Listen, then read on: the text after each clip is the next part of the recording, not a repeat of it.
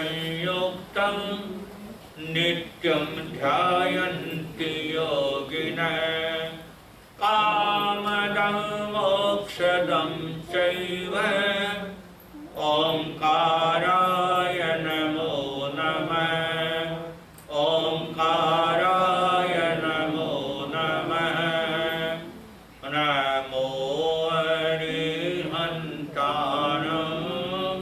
नमो सिद्धाणं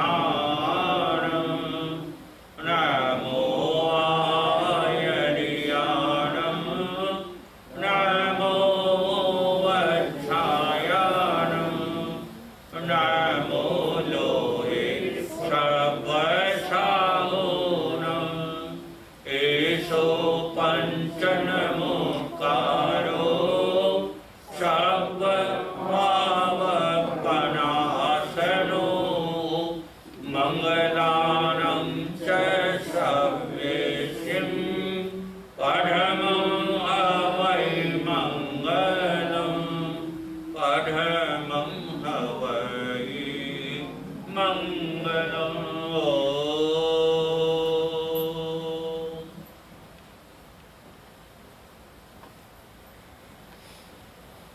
Houston समाज से परिचय पूरे अपनेपन के साथ है।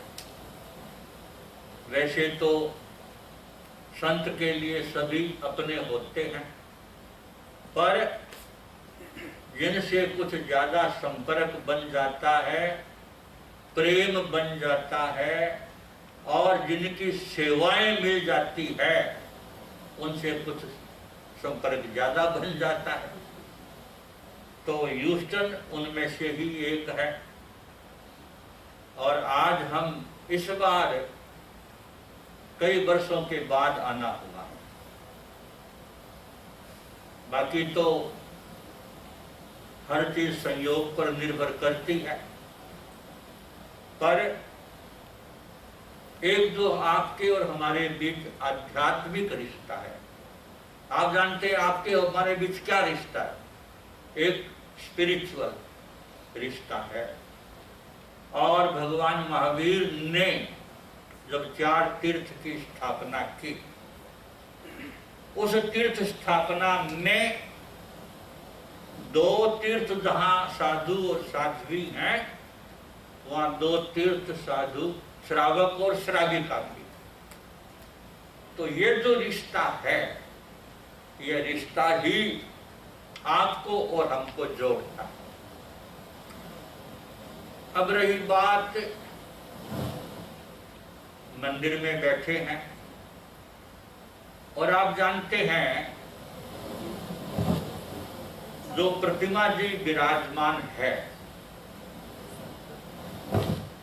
यह प्रतिमा पत्थर में से कैसे प्रकट होती है। जो मूर्तिकार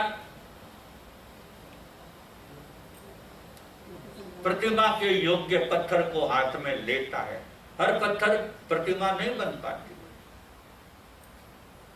हमने एक बार एक मूर्तिकार से पूछा कि किस पत्थर की आप प्रतिमा बनाते हैं। वो बताने लगा कि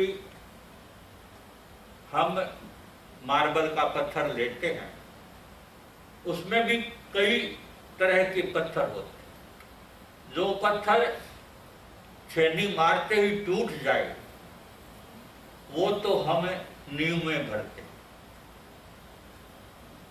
जो थोड़ा चोट लगने के बाद भी थोड़ी चोट सहन कर सके, पूरी नहीं, उसके फिर हम खंबे बनाते हैं।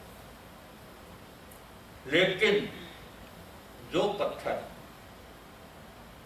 घनी चोट के बाद भी जिसको बड़ी मुश्किल से तराशा जाए, उसकी प्रतिमा बनती है। और प्रतिमा के सिवाय जो पत्थर का हिस्सा होता है, उसको हम तराश देते, हटा देते। प्रतिमा बाहर से नहीं आती है, उस पत्थर में से ही प्रकट होती है। और जो प्रतिमा के सिवाय बेकार हिस्सा है उसको हटाया, प्रभु की प्रतिमा प्रकट हो जाती है। हमने तभी स्वाध्याय किया कि बिल्कुल सही बात है। पत्थर के बेकार हिस्से को हटाया, प्रभु की प्रतिमा प्रकट हो गई। हम अपने भीतर के बेकार हिस्से को हटा दें, भीतर का परमात्मा प्रकट हो जाएगा। पहले तो हम पत्थर को तराशते हैं, पहले तो हम पत्थर को तराशते हैं, फिर उसमें परमात्मा तलाशते हैं। पहले तो हम पत्थर को तराशते हैं, फिर उसमें परमात्मा तलाशते हैं। लेकिन जिसने तराश लिया है अपने आप को, उसको खुद परमात्मा तलाशते हैं। जिसने तराश लिया है अपने आप को, उसको खुद परमात्मा तलाशते हैं। तो भाई मंदिर एक अवसर देता है, संत एक अवसर देता है, सत्संग एक अवसर है अपने आप को तराशने का। और वो तराशना जब भीतर होता है तब जीवन में एक मोड़ आता है, एक क्रांति आती है, एक बदलाव आता है। धर्म से जुड़े और जीवन में क्रांति नहीं आए तो समझ लें अभी बाहर बाहर ही चल रहा है, भीतर तक नहीं जा रहा। और शांति भी तब मिलेगी जब जीवन में क्रांति आएगी। क्रांति से मतलब जीवन में बदलाव आएगा, बदलाव आएगा तब जीवन में शांति आएगी। भगवान महावीर से पूछा गया कि मुझे पता नहीं आत्मा है या नहीं, परमात्मा है या नहीं, पूर्व जन्म है या नहीं, पुनर्जन्म है या नहीं, कर्म फल है या नहीं, कोई पता नहीं मुझे। आप लोग कहते हैं सुन लेता हूं और मैं समझता हूं कि जिसने सवाल किया सवाल उसका नहीं है। लगभग हमारे में से बहुतों का यह सवाल होगा। विश्वास है, मानते हैं, लेकिन है या नहीं है इसका उत्तर बहुत मुश्किल है। लेकिन उसका सवाल क्या था?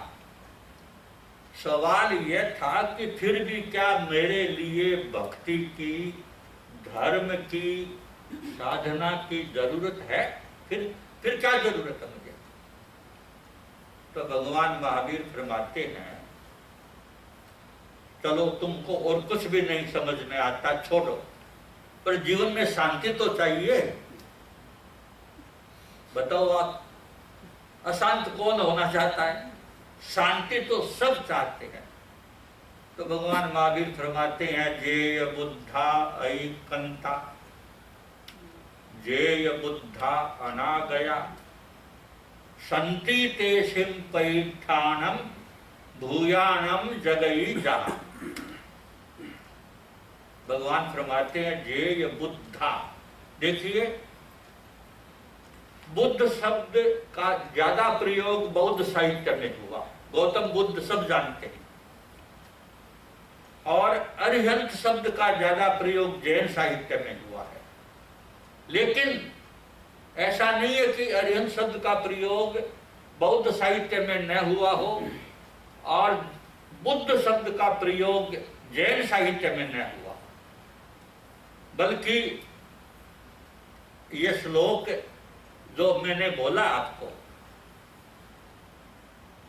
इसका भी अर्थ हम करेंगे, समझेंगे। लेकिन हम लोग थे नागपुर में। नागपुर वो भूमि है जहां अंबेडकर ने 5 लाख लोगों के साथ बौद्ध धर्म स्वीकार किया था। उसका नाम भी दीक्षा भूमि है, बौद्ध धर्म की दीक्षा ली। यूं तो प्रसंग तो आगे से आगे बहुत जुड़ते चले जाते हैं। मैं विषय तक ही रहूंगा, क्योंकि आपको पता है कि अंबेडकर भारतीय जाति व्यवस्था का शिकार था, और आज जिसको हिंदू धर्म कहते हैं, हिंदू वैसे कोई धर्म है नहीं, हिंदू तो एक संस्कृति का नाम कह दें, बल्कि हिंदू शब्द की व्याख्या आचार्य विनोबा भावे ने जबरदस्त की। क्या की व्याख्या? हिंदू कौन? वैसे तो कहते हैं ना भी जो सिंधु नदी के इधर जो रहने वाले लोगों को हिंदू कहा गया क्योंकि वो सैको है बोलते थे, लेकिन विनोबा भावे विद्वान व्यक्ति थे, ऋषि व्यक्ति थे। उन्होंने कहा हिंसया दूयते चित्तम यक्ष्य, हिंसा से जिसका दिल दुखित हो जाता है, द्रवित हो जाता है, वो है हिंदू। तो इस प्रकार मैं बता रहा था कि वैदिक साहित्य, जैन और बौद्ध, अंबेडकर के मन में यह था कि मैं इस समाज में नहीं रहूंगा जिसमें हम लोगों को कोई स्थान नहीं है। तो क्या किया जाए, कौन सा धर्म स्वीकार किया जाए? तो दूसरा उसका यह भी था, मैं कोई भी धर्म स्वीकार करूंगा वो भारतीय धर्म ही होगा। यह नहीं कि मैं क्रिश्चियन या मुसलमान बन जाऊं, नहीं, भारतीय धर्म ही होगा। तो भारत में तो अब भी समझे तो आप सनातनी है या हिंदू कह दे जैन है,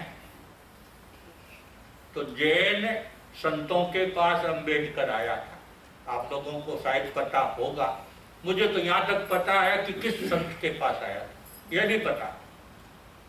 और आकर के उन्होंने कहा कि मैं हिंदू धर्म छोड़ना चाहता, उसमें नहीं रहूंगा। यदि मैं जैन धर्म स्वीकार करूं तो मेरा क्या स्थान होगा?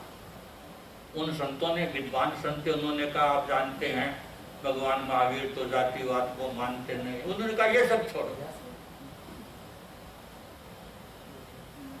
ये सब छोड़ो है।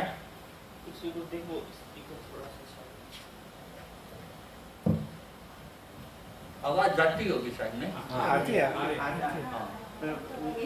स्पीकर में कोई गड़बड़ी है, उसको बत्ती निकाल दीजिए, एक काफी। हाँ, उन्होंने कहा कि भगवान महावीर ने क्या कहा है ये मैं खूब जानता हूँ। बहुत विद्वान आदमी था, आप सबको पता है, तभी तो भारत का संविधान में लिखने वालों में वो था। तो कहा महावीर ने क्या कहा है ये मुझे मत समझाइए, मैं खूब जानता हूं। मैं तो ये पूछना चाहता हूं कि आज के जैन समाज में हमारे लिए क्या स्थान है, इसका उत्तर दीजिए ना। तो आपको पता है जैन समाज भी उसी भावना से ग्रस्त है, संतों के पास कोई उत्तर नहीं था। तब उन्होंने तय किया कि मैं बौद्ध धर्म स्वीकार करूंगा, क्योंकि महावीर और बुद्ध दोनों एक ही विचारधारा से जुड़े हुए रहे हैं।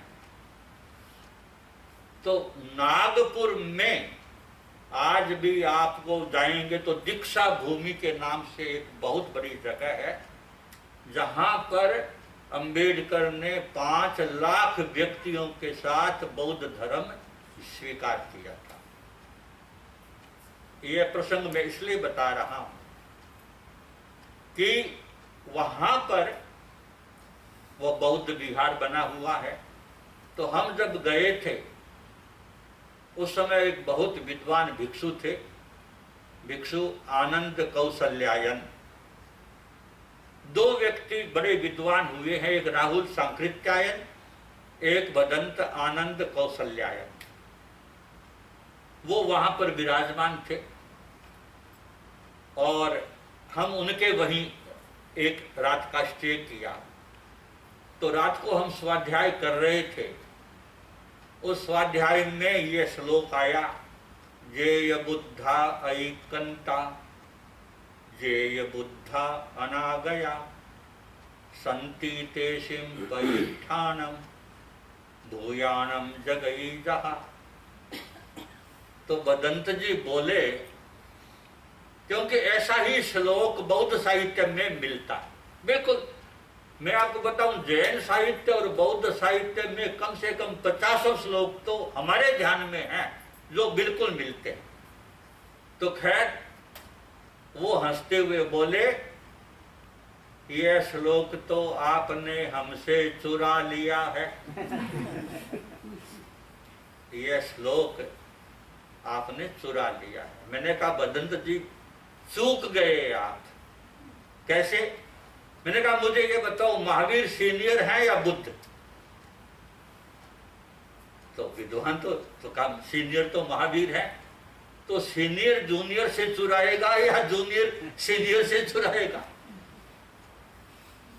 तो यदि चुराया है तो आपने ही चुराया है, हमने नहीं। तो खैर मैं बता रहा था बुद्ध शब्द। तो बुद्ध शब्द हमारे यहाँ भी बुद्धानम बोहियानम नमोत्थनम में बोलते ही हम सब।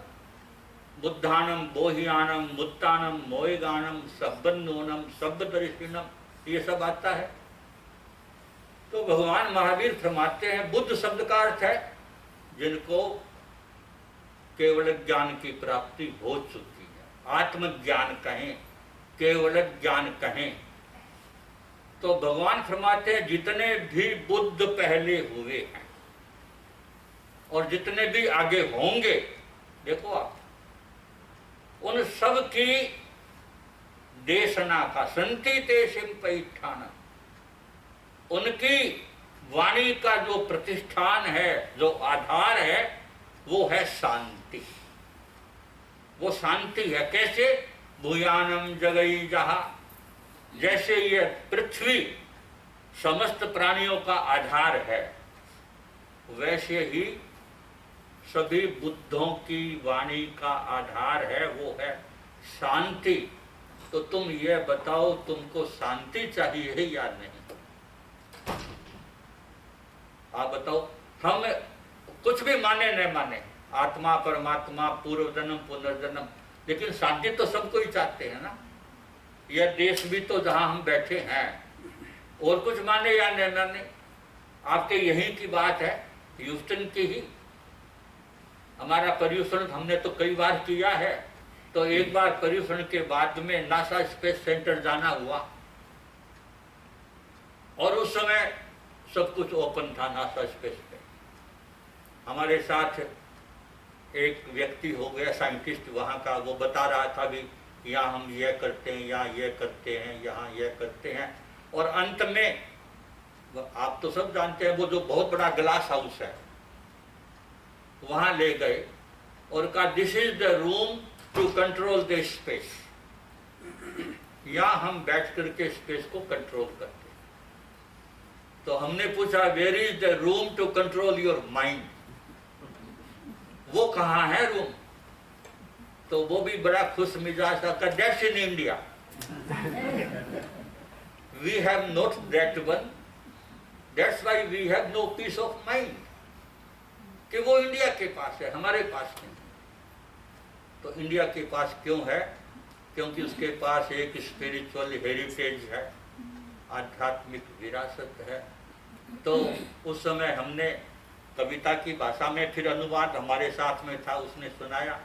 हमने कहा देखो यहाँ अशांति क्यों है और वहाँ शांति का मैसेज क्यों है।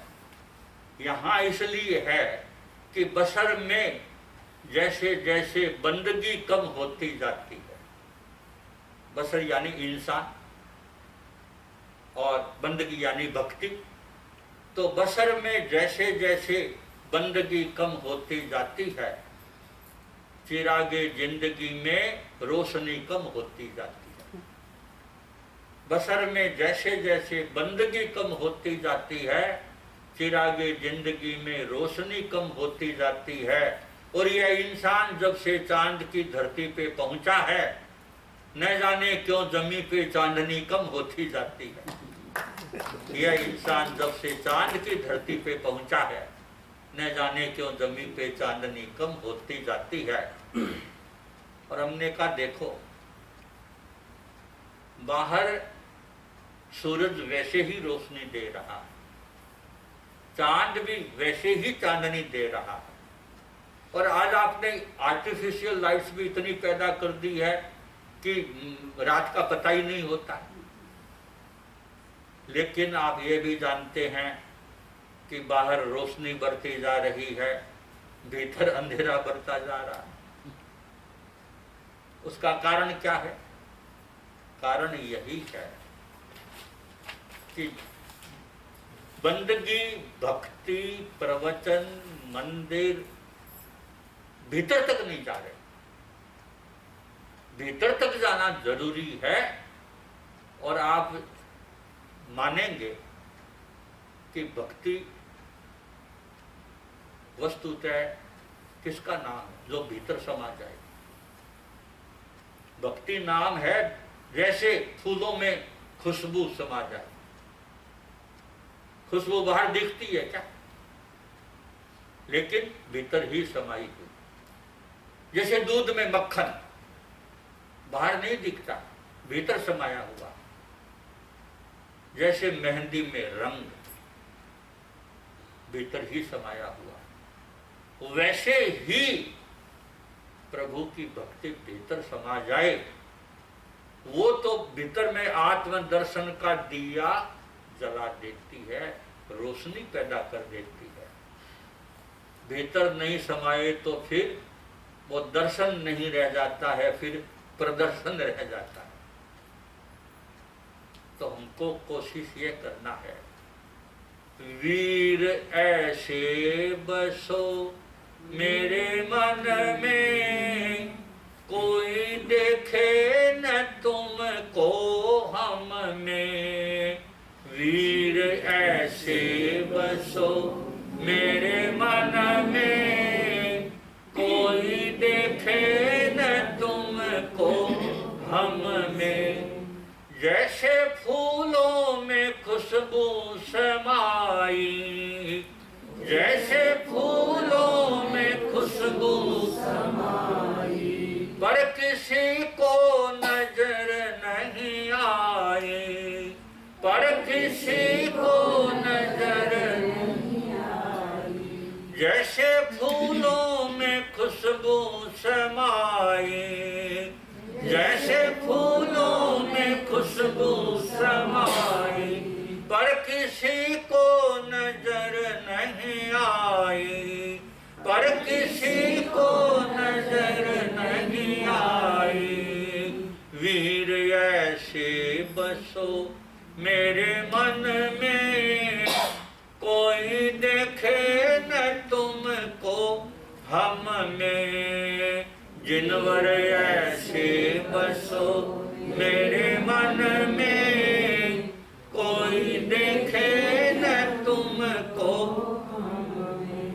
जैसे दूध में माखन समाया, जैसे दूध में माखन समाया, पर किसी को नजर नहीं आया, पर किसी को नजर नहीं आया। जैसे दूध में माखन समाया, जैसे दूध में माखन समाया, पर किसी को नजर नहीं आया, पर किसी को नजर नहीं आया।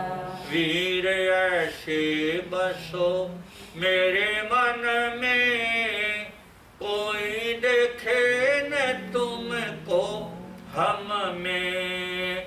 जिनवर ऐसे बसो मेरे मन में, कोई देखे न तुमको हम में। जैसे मेहंदी में रंग है समाया, जैसे मेहंदी में समाया, पर किसी को नजर नहीं आया, पर किसी को नजर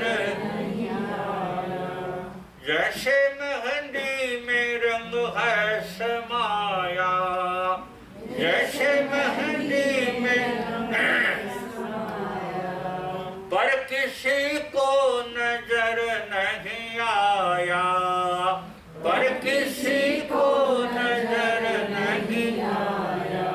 वीर ऐसे बसो मेरे मन में, कोई देखे न तुमको हम में।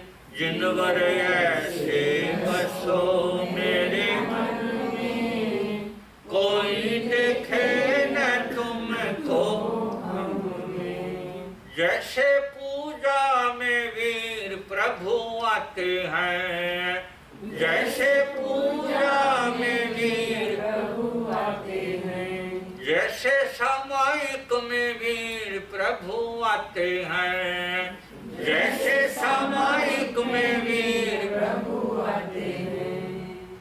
आप सोच रहे होंगे मैं ये क्या बात कह रहा हूं कि पूजा में सामायिक में वीर प्रभु आते हैं क्या? वो तो सिद्धशिला में विराजमान है, वो थोड़े ही आते हैं यहाँ पर। थोड़ा बहुत स्वाध्याय चलता है। और मैं आपको कहना चाहूंगा, स्वाध्याय करें हर बात का, और उसमें से नए अर्थ आपके लिए तो प्रकट होंगे ही होंगे, बाकी तो ठीक है।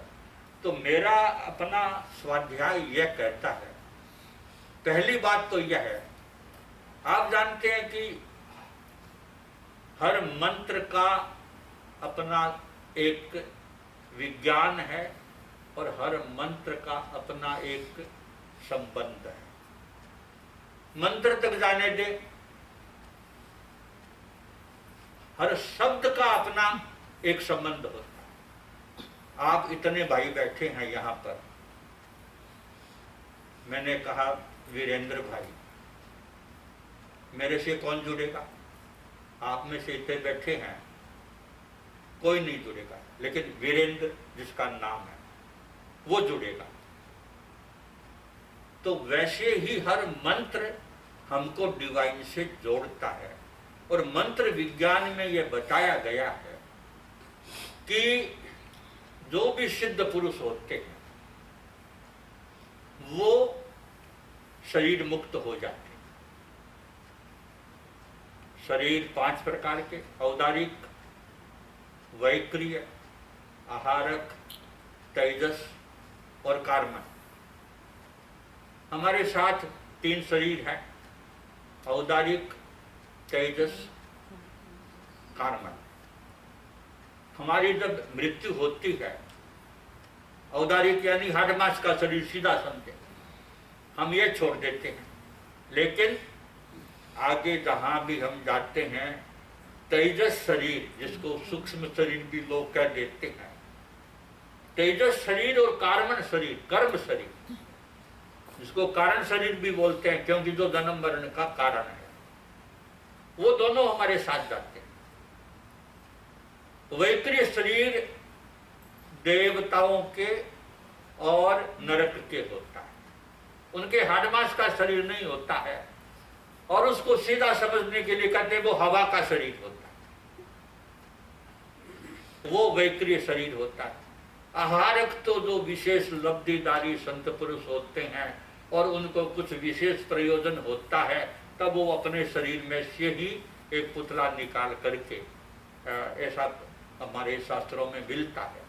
वो आहारक, जो आहारक लब्धि वाले संत पुरुष होते हैं, उनका ही होता है। लेकिन जो सिद्ध पुरुष होते हैं वो 5 ही शरीर से मुक्त हो जाते हैं, तभी वो सिद्ध बनते हैं। यह तो हुई बात।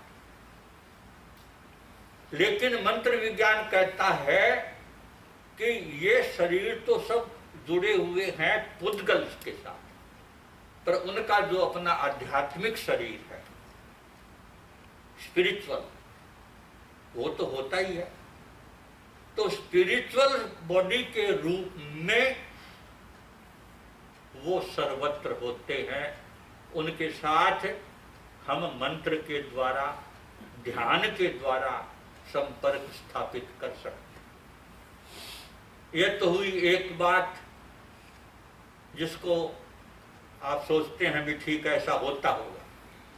मैं कहता हूं मान लो आप भी ठीक है, सिद्ध पुरुष है, वो सिद्ध शिला पर विराजमान है, कोई बात नहीं, लेकिन अनंत ज्ञान है उनके पास, अनंत दर्शन है, अनंत ज्योति है, वो तो सर्वत्र है। आप स्थूल उदाहरण से समझें, जैसे सूरज कहां है, बहुत दूरी पर है, लेकिन सूरज की किरणें सब जगह है या नहीं है। तो सूरज चाहे कहीं हो, उसकी किरणें सर्वत्र हैं। और हम कैसे जुड़ सकते हैं? अपने पर्दे हटा लें, सूरज की किरणों से जुड़ गए तो सूरज से जुड़े या नहीं जुड़े? रोशनी से जुड़ गए, सूरज से जुड़ गए। वैसे ही उनकी अनंत ज्ञान की किरणें सर्वत्र हैं। सर्वज्ञ सर्वदर्शी तो वो अरिहंत प्रभु में ही हो जाते हैं। और सिद्धों के लिए हमने बताया गुण अनंत ज्ञान है उनका, अनंत दर्शन है, अनंत चारित्र है, अनंत वीर्य है, अनंत शक्ति है, अनंत ज्योति है। वो किरणें तो सर्वत्र हैं। कोई अपने आप को जोड़ने वाला चाहिए। और जब हम उनका ध्यान करेंगे तो वो सामने आते हैं या नहीं आते? लेकिन आते हुए भी नहीं आते हैं, क्योंकि हमको नजर नहीं आते। हमारा ध्यान केवल उन पर हो तब तो नजर आए। हमारा ध्यान और सब बातों पर होता है। प्रतिमा जी की आंगी करना है, प्रतिमा जी का यह करना है, पूजा की सामग्री जब विशेष पूजाएं होती है तब ये भी हो, यह भी हो, यह भी हो, और जब बैठते हैं तब सब कुछ आया या नहीं आया। इस पर ध्यान देने के बाद भी ध्यान ये रहता है कि जिनसे अपेक्षा होती है ना कि भी वो भी पूजा में आएंगे, बोलते हैं पहले भी हम आज पूजा रखी है आपको आना है, तो ध्यान होता है वो आया नहीं आया, वो आया या नहीं आया।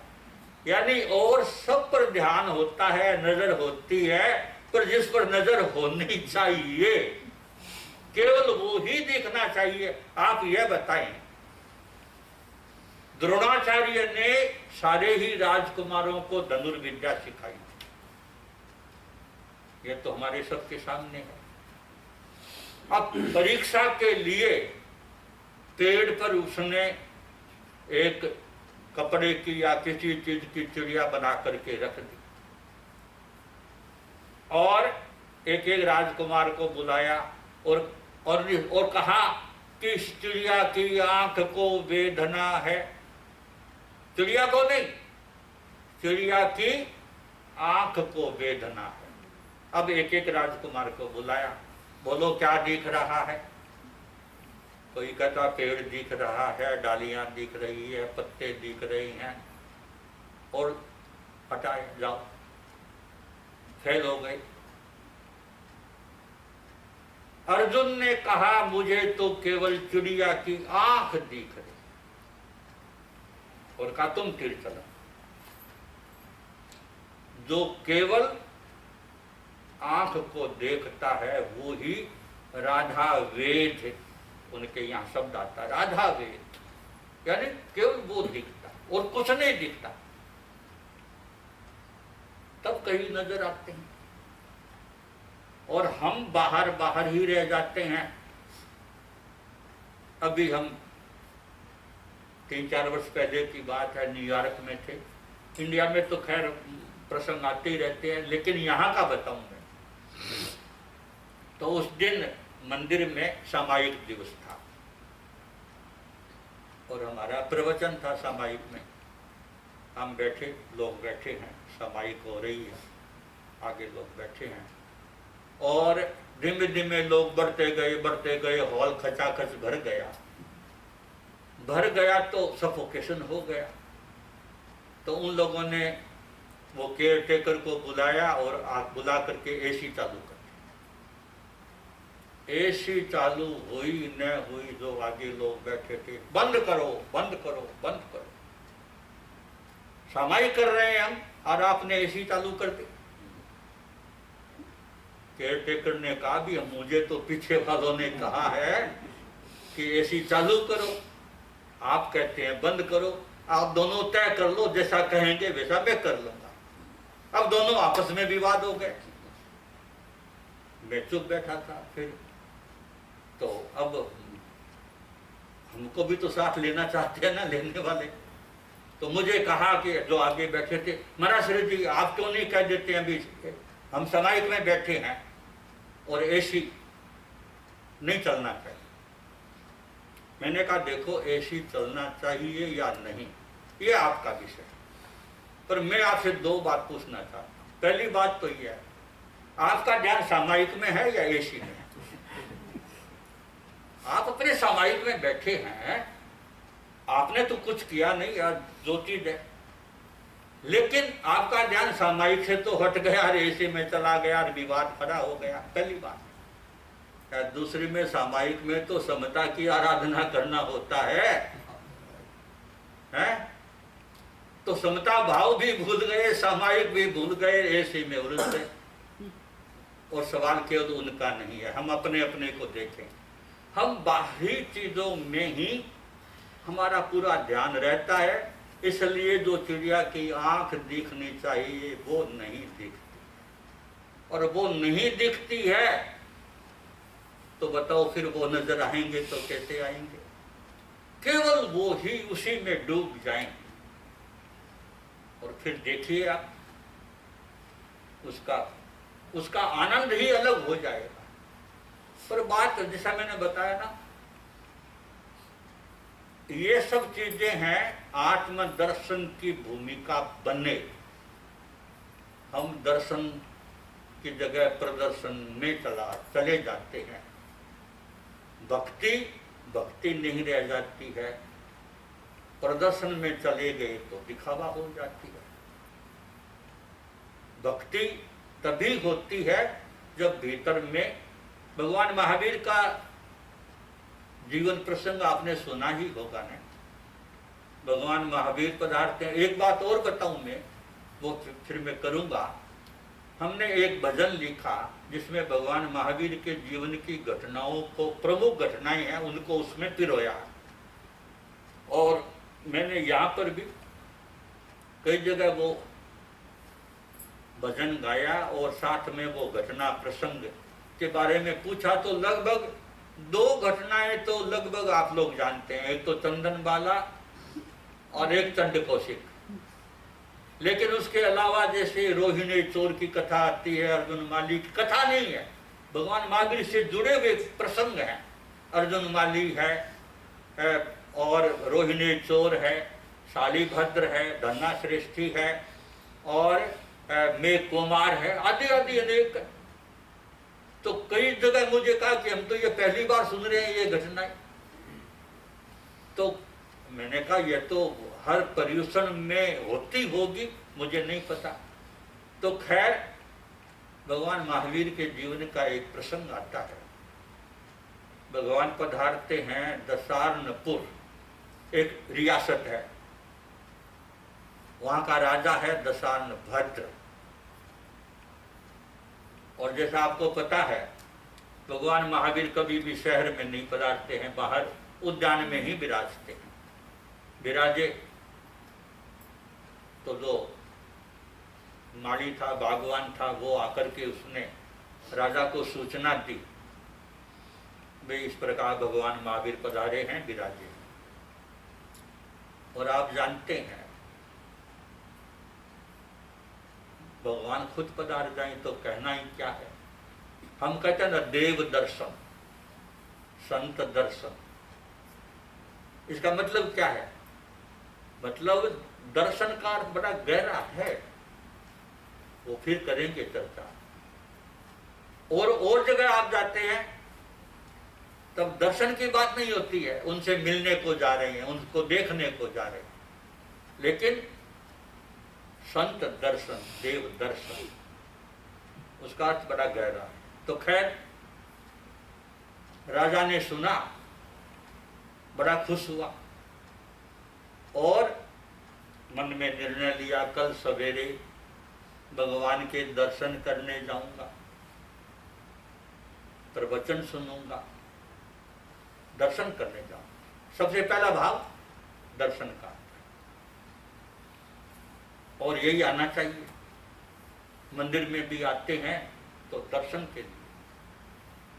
और हमारे यहाँ कहा गया, आप लोगों ने जरूर, क्योंकि आप इस परंपरा में हैं, हमने तो बाद में स्वाध्याय किया तब थोड़ा थोड़ा परिचय बना। हमारे शास्त्रों में, ग्रंथों में लिखा है कि जो श्रावक घर से मंदिर में दर्शन के लिए निकलता है तो हर कदम पर उसके पाप, इतने पाप करते चले जाते हैं जिनका पूरा हिसाब दिया। तो इसके पीछे भाव क्या है? यानी घर से निकले तब पूरी नजर दर्शन पर टिक जाए, केवल प्रभु ही सामने आए, प्रभु की प्रतिमा ही सामने आए, दूसरा कोई विचार है, तब ये पाप करते हैं। मंदिर में भी आ गए, यहाँ आकर के भी, बल्कि मेरे पास तो पहले, अभी की बात मैं बताऊं, शिकायत आई थी यहाँ पर ही और भी जगह कि लोग आरती में भी होते हैं, फिर आगे आरती हो रही है, पीछे बातें हो रही है। तो यहाँ मंदिर के भीतर भी उस पर नजर नहीं होती है तो कोई पाप वाप नहीं कटने वाले हैं। चाहे किसी को बुरा माने तो मैं समायासना कर लेता हूँ। अरे पाप तो तब करते हैं ना जब उनके साथ। तो खैर, जैसे मैंने बताया, मंदिर हो, संत हो, भगवान हो, वो आते हैं, एक हमारे लिए भी बंधन मुक्ति का अवसर मिलता है, दर्शन।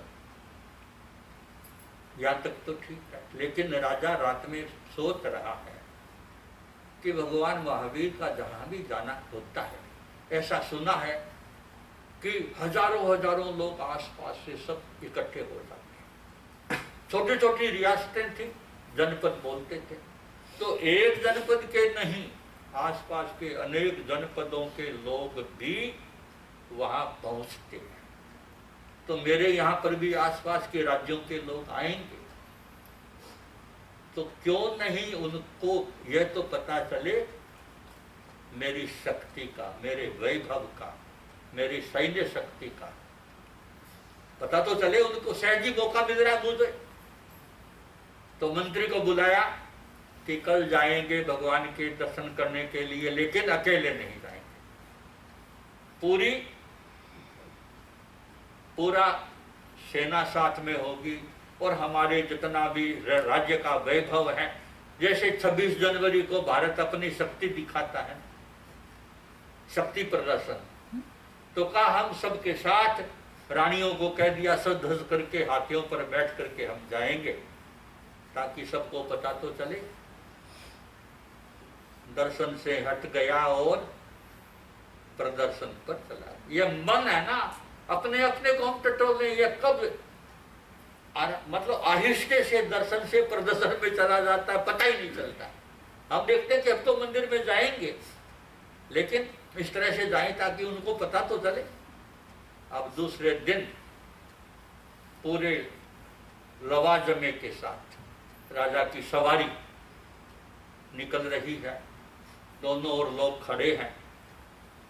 देखते हैं कि अरे बड़ा आश्चर्य कर रहे हैं, बातें कर रहे हैं कि छोटा सा राज्य है और इसके पास इतनी शक्ति है, इतना वैभव है और इतनी सेना इसके पास है। और राजा बड़ा खुश हो रहा है कि हाँ। उधर कहते हैं कि स्वर्ग लोक से इंद्र आ रहे हैं। इंद्र ने देखा राजा को और समझ गया ये तो भटक गया है, रास्ते से भटक गया है, इसको वापस रास्ते पर लाना जरूरी। तो आप जानते हैं कि देवताओं को, इंद्र को तो सोचने की जरूरत है, हर चीज वैसी ही बन जाती है। तो आकाश में थोड़ी सी आवाज हुई, लोगों का ध्यान ऊपर गया, और जिनका ध्यान एक बार ऊपर चला गया वो ऊपर ही आंखें रह गई। अब राजा की सवारी कोई नहीं देख रहा। राजा ने देखा सब ऊपर, कोई क्या देख रहे हैं, देखा तो वो भी देखता रह गया कि इंद्र जहां तक नजर जाती है ऐरावत हाथी की लंबी कतार आ रही है आकाश से उतरकर। हाथियों में सर्वश्रेष्ठ माना गया ऐरावत हाथी, और इंद्र के पास ऐरावत हाथी होता ही है। और इतना ही नहीं, वो हाथियों के आगे, हाथी के आगे जो दो दांत होते हैं, उन दांतों पर सरोवर, सरोवर में हजार हजार पंखुड़ियों वाले कमल, और कमल के बीच में जो कर्णिका बोलते हैं जिसको, उस पर 7 मंजिला महल, और उसके झरोखों पर देवियां सजी धजी बैठी है।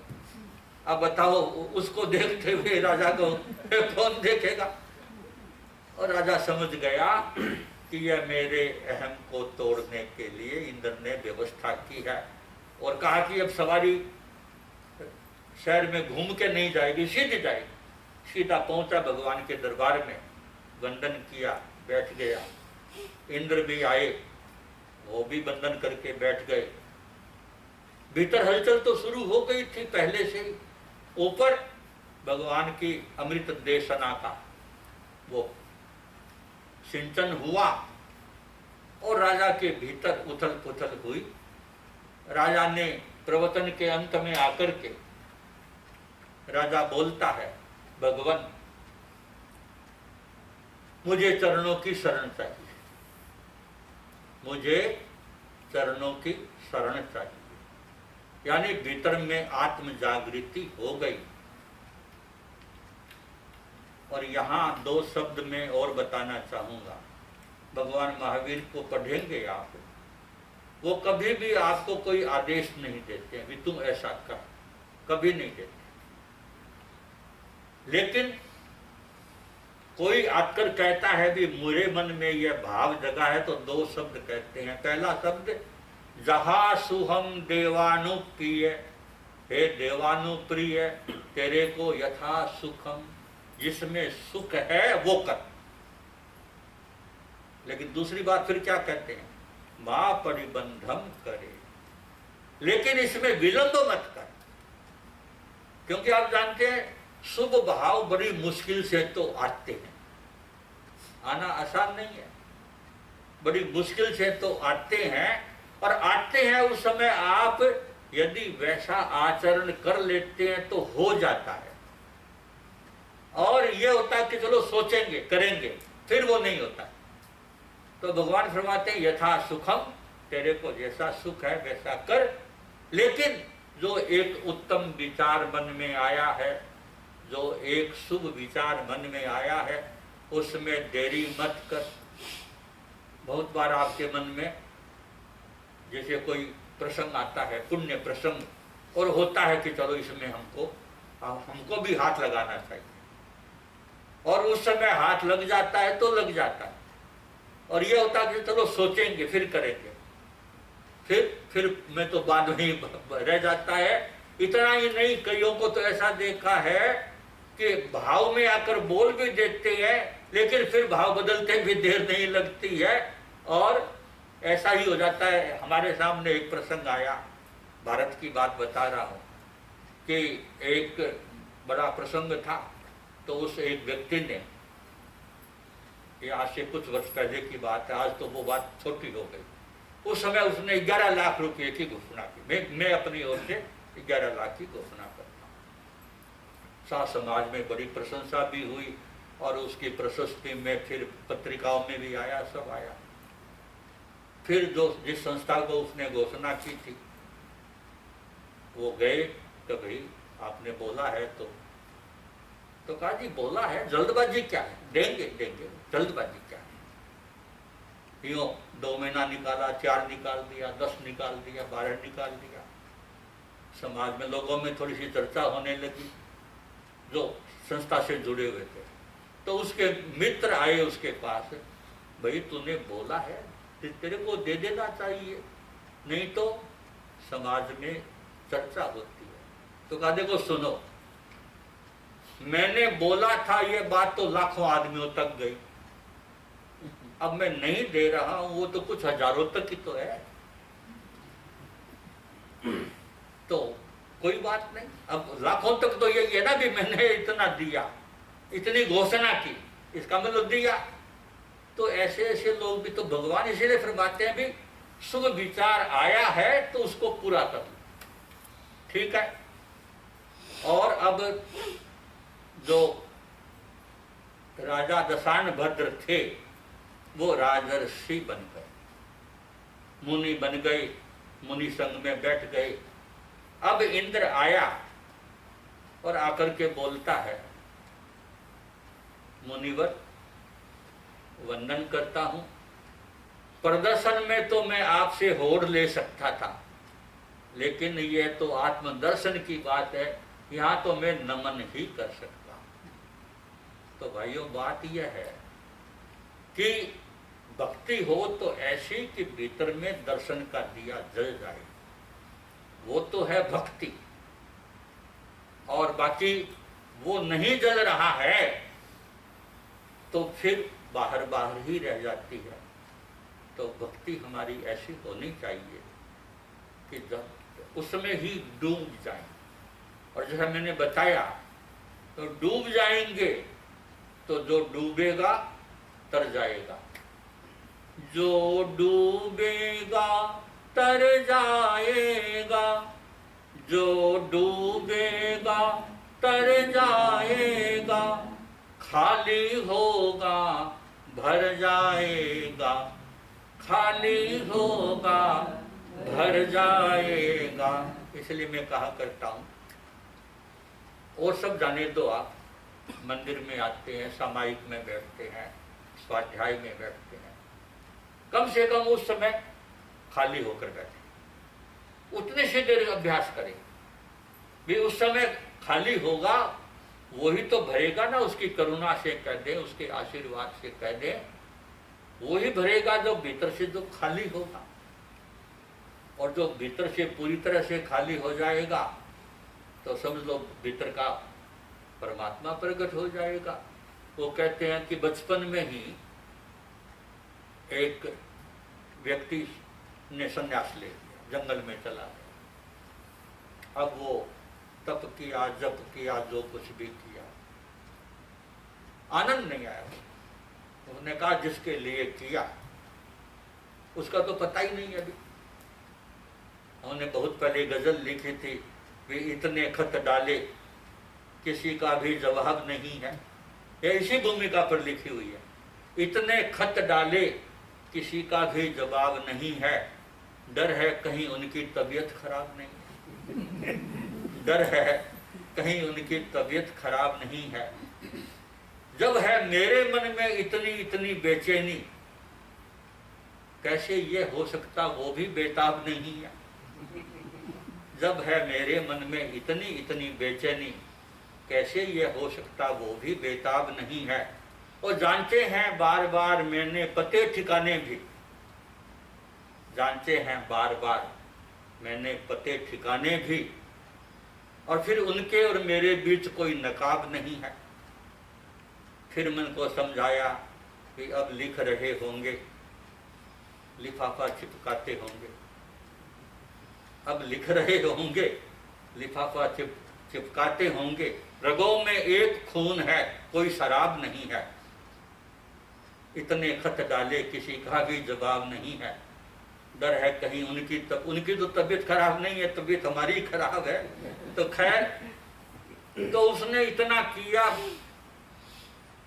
फिर निराश हो गया कि इतना करने के बाद भी उसका कोई अता पता नहीं। वापस आ गया गांव में।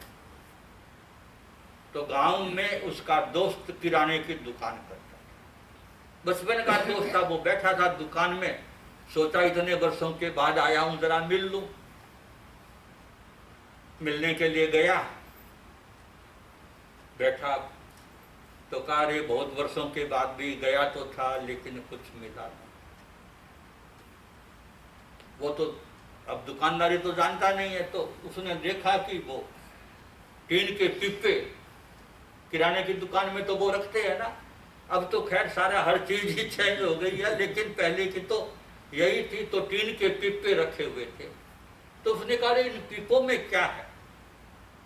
तो उसने कहा कि इसमें तो हल्दी है, इसमें क्या, इसमें मिर्च है, इसमें क्या है, इसमें एक एक चीज बताता गया जो सभी तरह का सामान दुकान में होता ही है। अंत में 2 पिप्पे पड़े थे।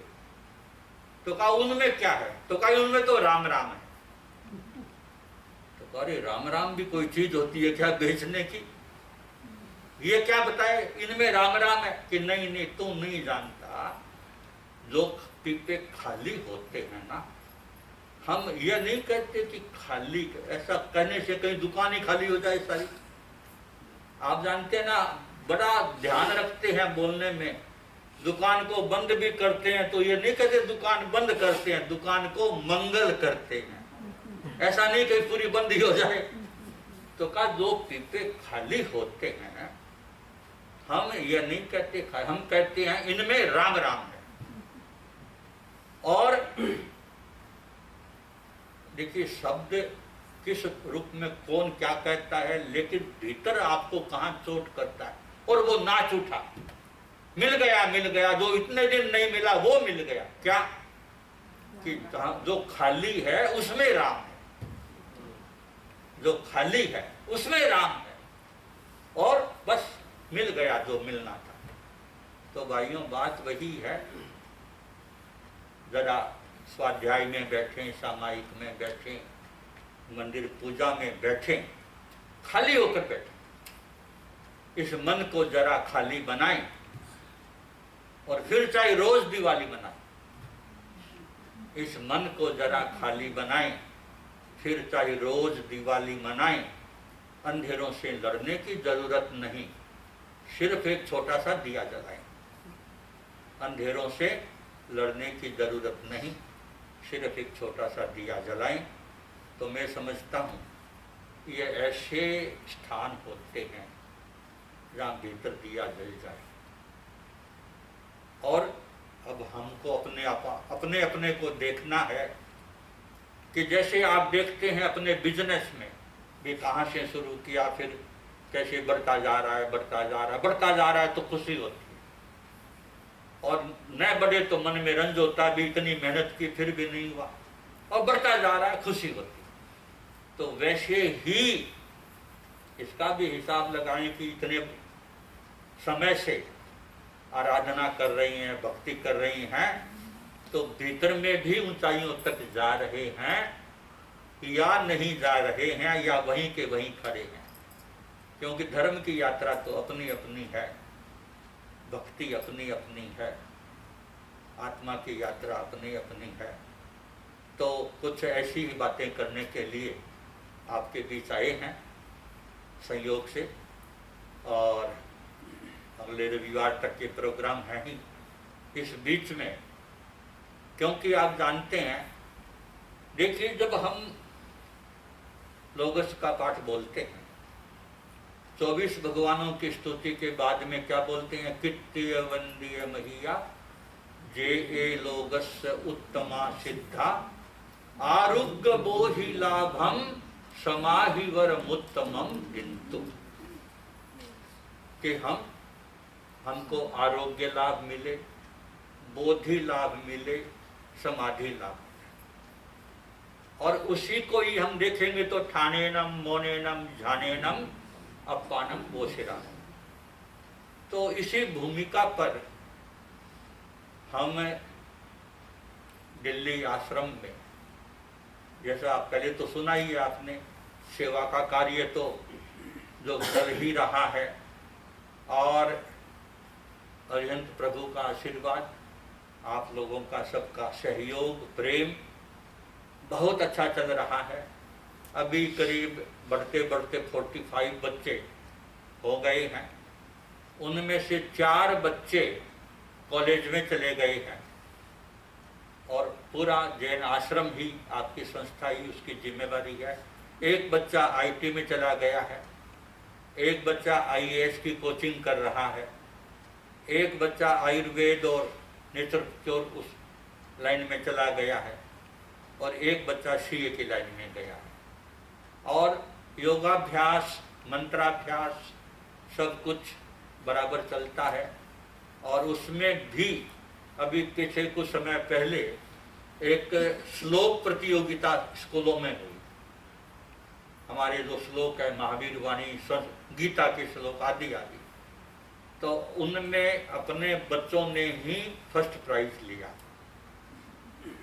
और लास्ट ईयर ओलंपियाड की ओर से ऑल इंडिया लेवल पर जनरल नॉलेज का एक कंपटीशन हुआ, जिसमें करीब 10 लाख बच्चे बैठे थे पूरे इंडिया से। और उसमें पहले जो 1000 बच्चे होते हैं उनको गोल्ड मेडल दिया जाता है ओलंपियाड की ओर से। यह राष्ट्रीय स्तर पर होता है। तो 10 लाख बच्चों में से 1000 बच्चों को गोल्ड मेडल दिया जाता है। तो अपने गुरुकुल के 2 बच्चों ने गोल्ड मेडल लिया उसमें भी। और उसी तरह से पार्लियामेंट हाउस में एक बच्चों का बना हुआ चिल्ड्रन कॉर्नर करके, वो भी समय समय पर कंपटीशन रखते हैं, अपने बच्चों को उसमें बुलाते हैं। तो उसमें भी मीरा कुमार जब थी, अभी तो नए आ गए हैं, अब मीरा कुमार की बात शायद प्रतिभा पाटिल आई थी क्या बाद में? अभी वो हाँ, मीरा कुमार तो स्पीकर है, ठीक है, सुमित्रा महाजन। हाँ अभी तो खैर। तो मीरा कुमार जब थी स्पीकर, उस समय अपने बच्चों ने भी भाग लिया और 4 बच्चों ने प्राइज लिया उसमें भी। तो इस तरह से मैं बता रहा था कि वो तो चल ही रहा है, बच्चों को अच्छी से अच्छी शिक्षा मिले, अच्छे से अच्छा संस्कार मिले। और अभी तक आश्रम की ओर से 8 लड़कियों को अपने अपने घर भी भेज दिया गया है। उसमें से 2 तो जैन परिवारों में ही गई है। तो यह तो एक सेवा कार्य समझो आप। उसके साथ में ही हमारी कोशिश है कि हमारी जो भारतीय विद्याएं हैं उनको जागृत किया जाए। तो उनमें योग है, आयुर्वेद है और उससे जुड़ी हुई विद्याएं। तो उसमें से हमारे साथ इस बार 2 व्यक्ति आए हैं, अरुण, योगी अरुण, और ये आयुर्वेद में डॉक्टर सोहन। तो मैं आपको बताना चाहता हूँ कि वैसे तो योग शब्द आप नया नहीं है, सब योगा करते ही हैं, लेकिन आप अरुण से योगा करेंगे तो आपको पता चल जाएगा पहले ही सेशन में कि नहीं ये बिल्कुल औरों से डिफरेंट है। इतना ही नहीं, आपको रिजल्ट मिलेगा।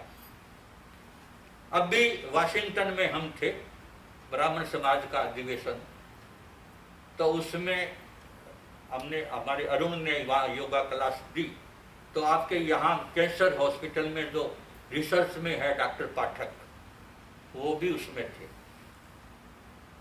एक क्लास ज्वाइन करने के साथ ही वो मेरे पास आए और कहा कि आपने एक ऐसे व्यक्ति को तैयार किया योगा में। अब वो खुद कह रही हैं, मैं तो उनको जानता ही नहीं था, कि मैंने बाबा रामदेव के कैंप यहाँ भी अटेंड किए हैं, हरिद्वार में जाकर भी अटेंड किए, उधर श्री रविशंकर के भी मैंने कैंप अटेंड किए हैं, लेकिन आज जो चीज मुझे मिली इससे, वो मुझे कहीं नहीं मिली। और भी बहुत सारे पता नहीं कितने लोगों का ये कहना है, क्योंकि यह योगा और बहुत आसान तरीके से इस तरह से करवाते हैं कि आपको पता भी नहीं चलता है, आसानी से करते भी हैं और आपको रिजल्ट भी मिलता है।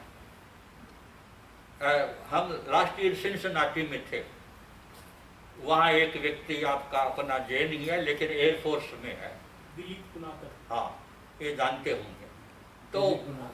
तो वो मेरे पास आए, उन्होंने कहा मैंने केवल 2 क्लास अटेंड की है और मेरे शरीर के जॉइंट का सारा दर्द खत्म है, और लिख कर दिया कि आप मेरी ओर से बताते बनेंगे। तो यानी पहली ही क्लास में आपको खुद को महसूस होगा कि हाँ रिजल्ट मिल रहा है।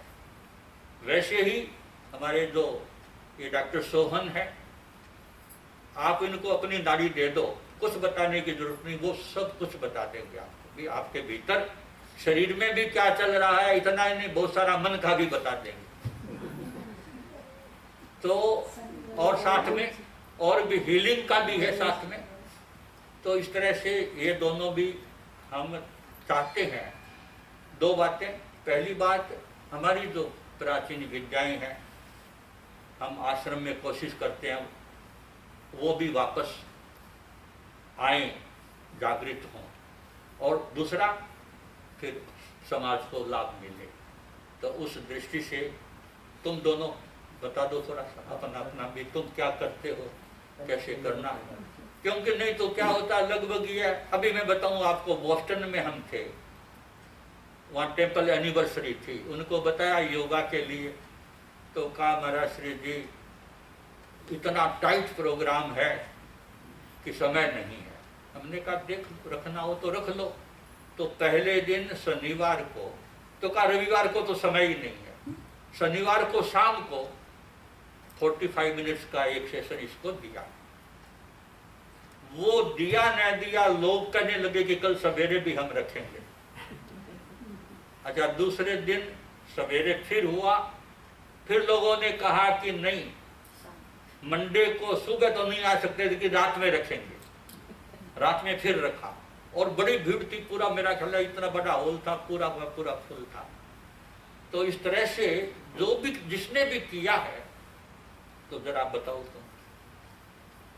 सभी को प्रणाम। और गुरुदेव जी की कृपा से और आपके आशीर्वाद से ही जो कुछ मिला है वही हम आपको दे रहे हैं। मैं क्या दे सकता हूँ। मेन बात है कि हम योगा रोज करते हैं या जानते हैं, लेकिन सही तरीके से कैसे करना है। हमारे योग में आपको 10 आसन करने की ज़रूरत नहीं है, 1 या 2 करने की ज़रूरत है, और सही से करने की ज़रूरत है। प्राणायाम में क्या होता है, जिससे कपालभाति हम करते हैं, कपालभाति बहुत फेमस हो चुका है और सभी लोग कपालभाति करते हैं, लेकिन जिस चीज़ के लिए करते हैं वो हमारी प्रॉब्लम ठीक नहीं होती है।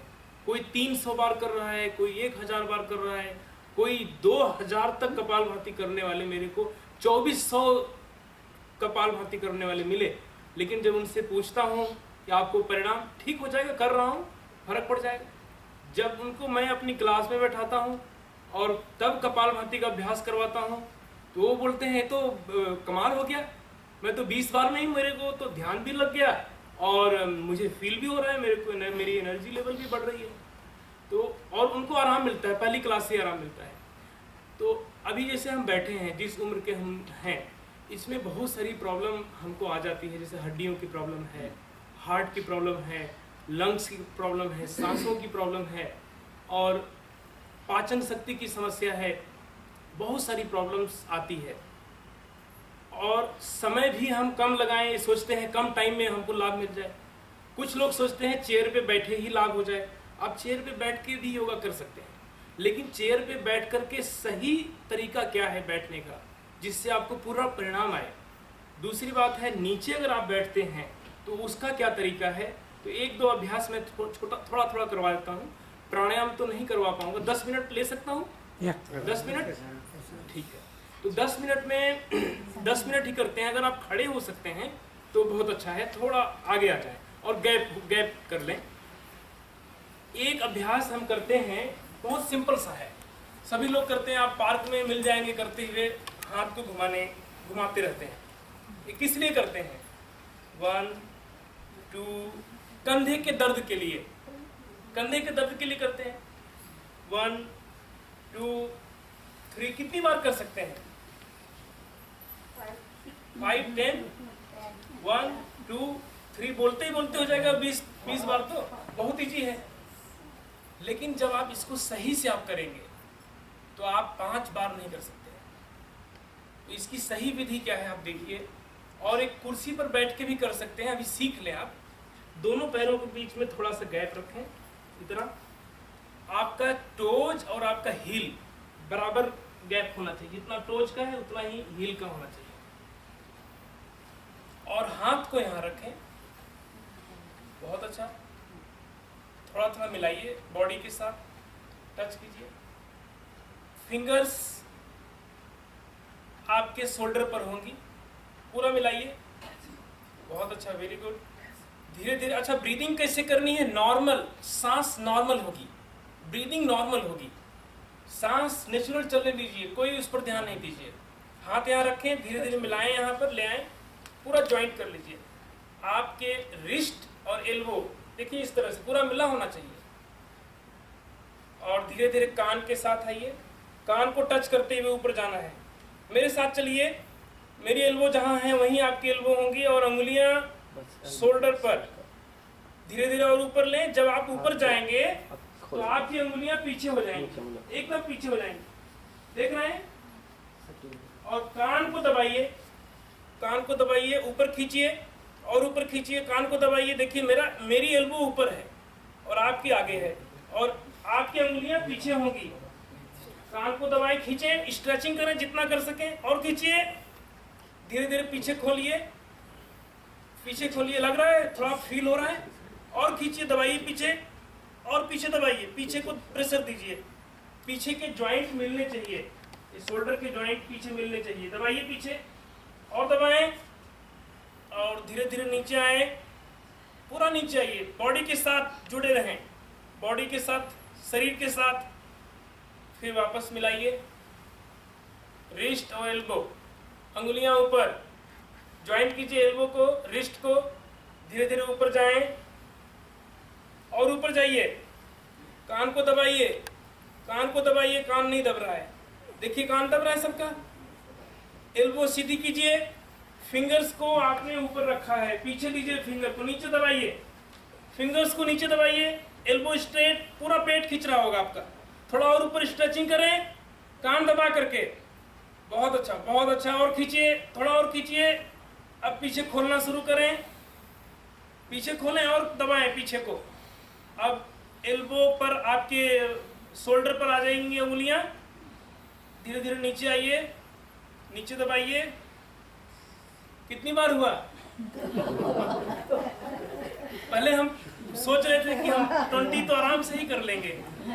हाथ को सीधा कीजिए, इसका भी तो रिवर्स भी है, कल बताऊंगा मैं। हाथ को सीधा कीजिए।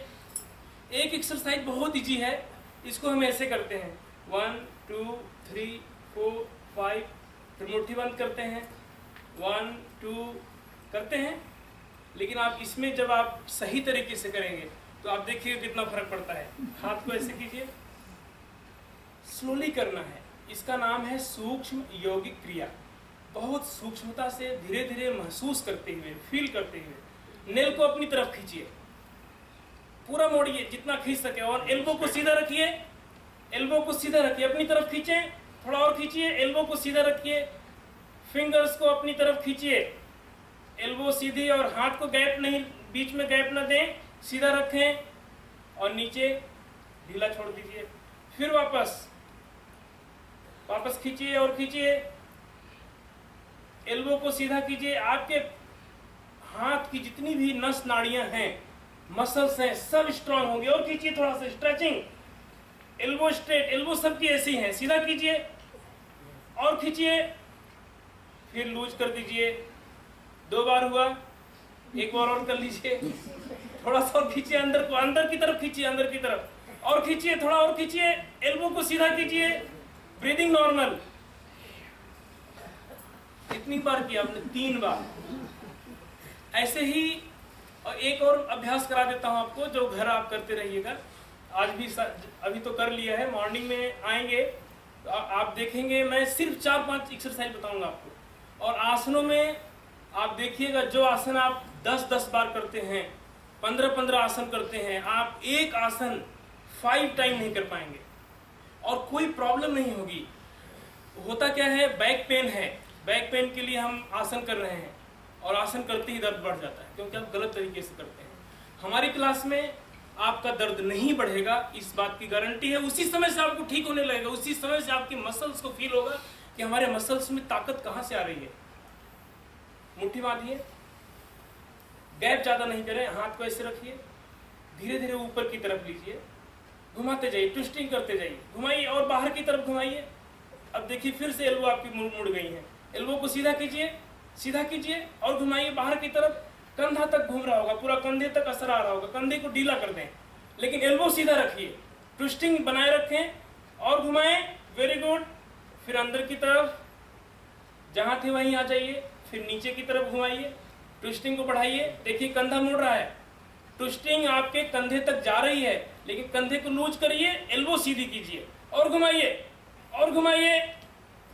एक बार हुआ, फिर ऊपर की तरफ जाइए, स्लोली स्लोली, धीरे धीरे फील करते हुए ट्विस्टिंग बढ़ाइए, ट्विस्टिंग बढ़ाइए और घुमाइए। एल्बो को सीधी कीजिए, एल्बो सीधी होगी और घुमाएं और घुमाइए, थोड़ा सा कोशिश कीजिए। फिर अंदर की तरफ, नीचे आइए और घुमाएं और घुमाएं, डाउन। कुछ हुआ हाथ में? अभी आसन नहीं है, ये आप सूक्ष्म योगिक क्रिया कर रहे हैं, आसन तक तो पहुंचे ही नहीं। प्राणायाम के बारे में आपको बताऊं, कपालभाति प्राणायाम कैसे हम करते हैं।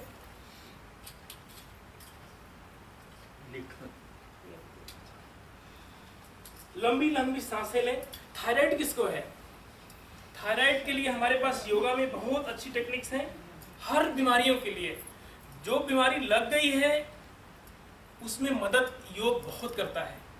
और दूसरी बात है, आप करते रहें तो दूसरी बीमारी आएगी नहीं, लेकिन रेगुलर करने की जरूरत है। नहीं चलता स्विच।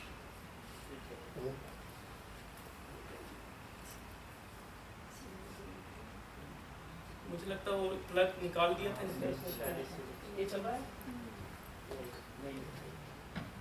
आपकी आवाज आती है। चलिए आवाज आती है, कोई बात नहीं। स्विच स्विच स्विच नहीं अभी आएगा, अभी आएगा। सब कुछ सुनाई देना बेटा। एक तो जब भी आप कुर्सी पे बैठ के योगा करें, आ गया, ठीक है, यस, ओके, अब आवाज आ रही है, ठीक है।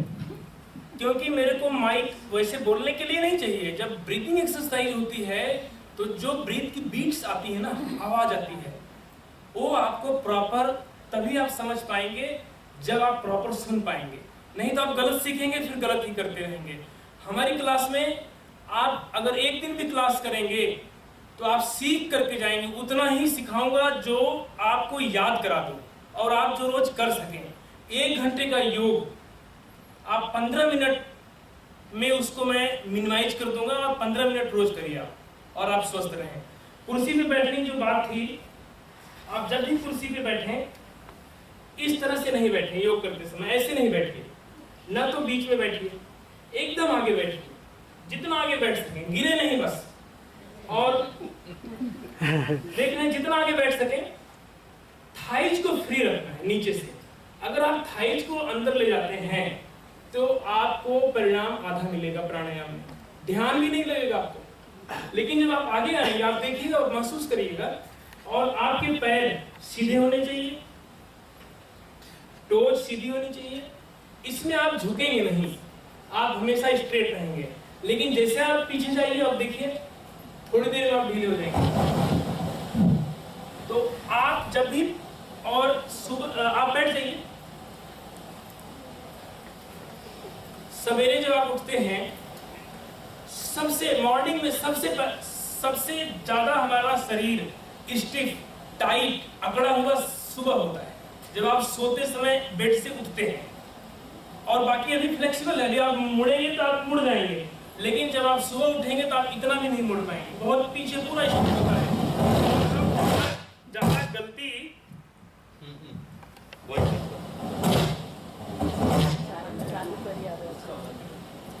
बंद ही कर दी।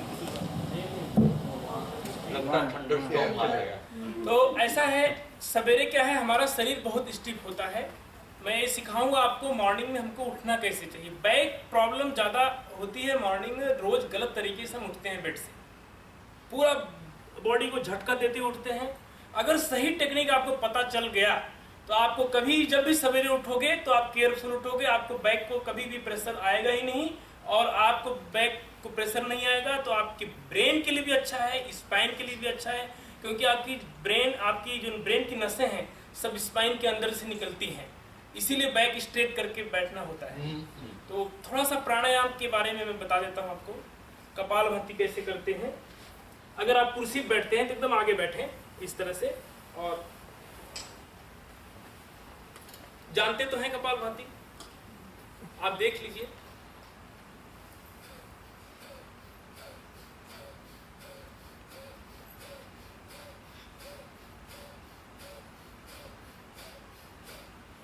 करिए नहीं, देखने के लिए कहा हूं मैं।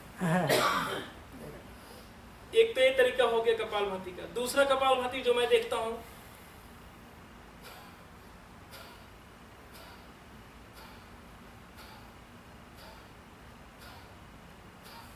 ऐसे भी करते हैं।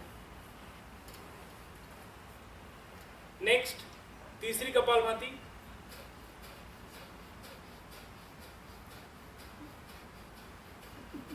पेट को जितना दबा सके उतना दबाते हैं। और नेक्स्ट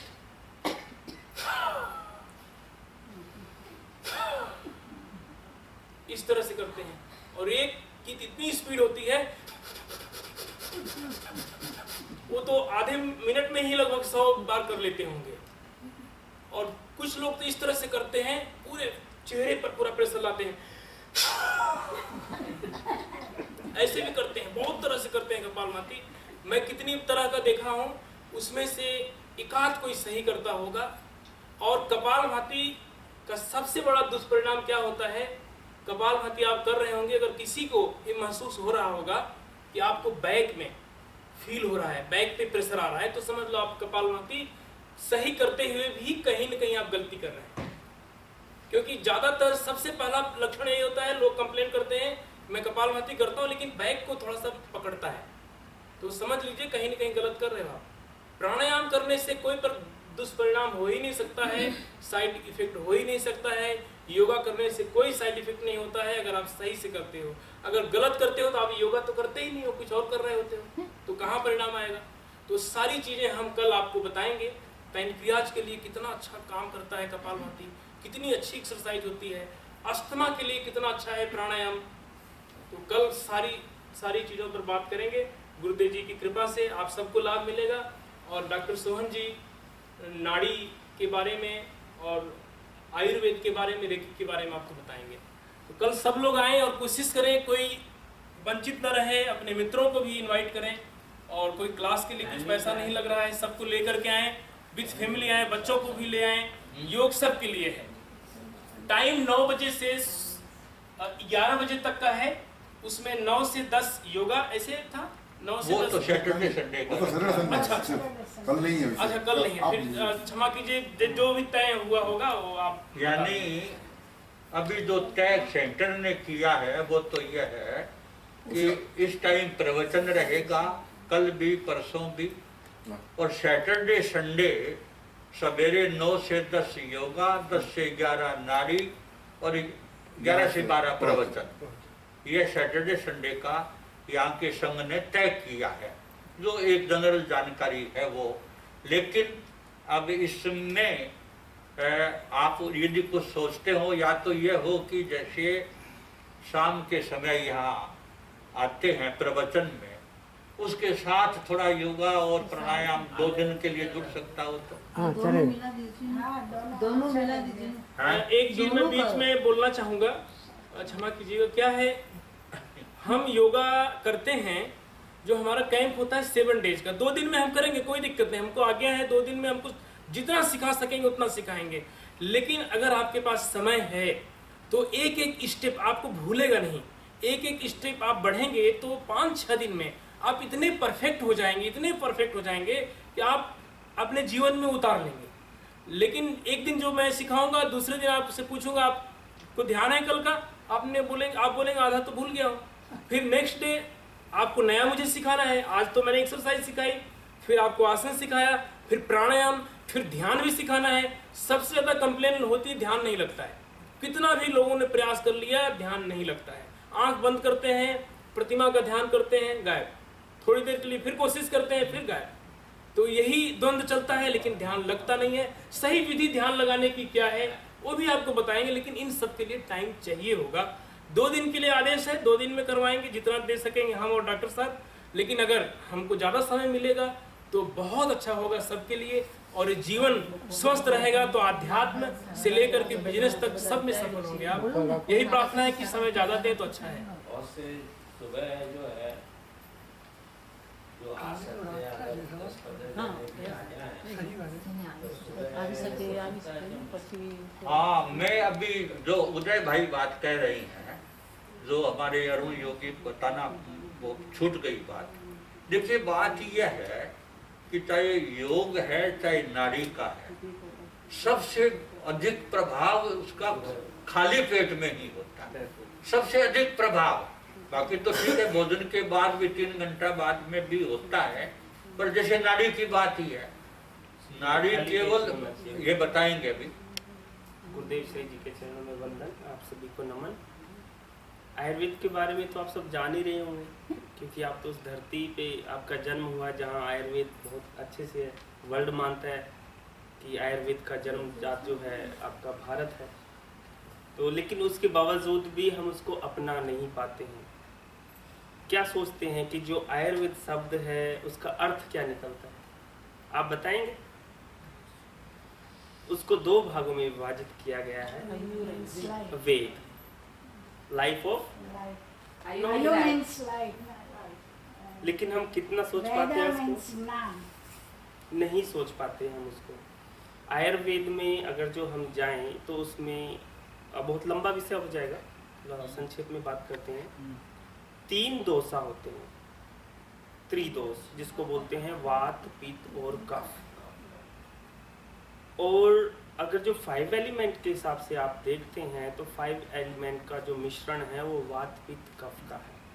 आयुर्वेद बोलता है 72,864 नाड़ियाँ, 72,864 जो नाड़ियाँ हैं अपने, जिनको चैनल्स बोलते हैं, कनाल्स बोलते हैं, जो अपने शरीर में हैं, वो भी 3 भागों में बटी हैं, जिसको हम बोलते हैं वात, पित्त, कफ, या ईड़ा, पिंगला, सुषुम्भना, या अपना हिंदू धर्म में भी कई जगह माना जाता है गंगा, यमुना, सरस्वती, या फिर सूर्य नाड़ी, चंद्र नाड़ी और सेंट्रल नाड़ी भी बोलते हैं, है एक ही चीज। कुछ लोगों की प्रकृति जो नेचर होता है बॉडी का वात का होता है, कुछ का पित्त का होता है, कुछ का कफ का होता है, और वो जीवन भर उसी कैरेक्टर पे चलना है उन्होंने। और वो हमें अपने दादा दादी, मम्मी पापा से भी मिला हुआ होता है विरासत में। जैसे घर मिलता है, जमीन मिलती है, प्रॉपर्टी मिलती है, उसी तरह से वो करैक्टर भी मिलता है। तीनों बहुत अच्छे हैं, ये तीनों इंजन है बहुत अच्छे हैं अगर वो बैलेंस में है।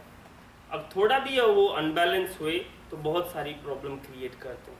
कई बार जब हम पल्स चेक करते हैं हम बोलते हैं आपका तो वात अनबैलेंस है और बहुत ज़्यादा एग्रावेट हो रहा है, तो लोग बोलते हैं क्या हो रहा है, थोड़ा गैस ही तो बन रही है, थोड़ी सी गैस ही तो बनी हुई है। अगर आपका वात अनबैलेंस है तो आयुर्वेद कहता है 80 प्रकार के रोग, डिजीज आपके शरीर में एंटर कर सकती हैं, 1 से और 80 तरह के रोग आ सकते हैं। आपका पित्त अगर अनबैलेंस है तो 40 प्रकार के, कफ अगर अनबैलेंस है तो 20 प्रकार के रोग आपके शरीर में आ सकते हैं। अब थोड़ा सा देखना ये है कि कैसे पता चले आपको कि आप वात हैं, पित्त हैं, कफ हैं, या वात पित्त हैं, या पित्त कफ हैं, या पित्त वात हैं, कैसे पता चले। मान लीजिए एक छोटा सा एग्जाम्पल के लिए यही है कि ये अपना ये मंदिर है और यहाँ कोई बहुत अच्छा फंक्शन है, बहुत अच्छा फंक्शन है, और आप सबको पहले से इन्फॉर्म किया गया है कि आज के दिन इस टाइम पे एक फंक्शन है और बहुत ज़रूरी है अटेंड करना, उससे बहुत लाभ होगा। आप घर से निकल रहे हैं, नहीं आप नहीं निकल रहे, वाता, जो वाता नेचर के लोग हैं उन्होंने गाड़ी उठाई और घर से निकले।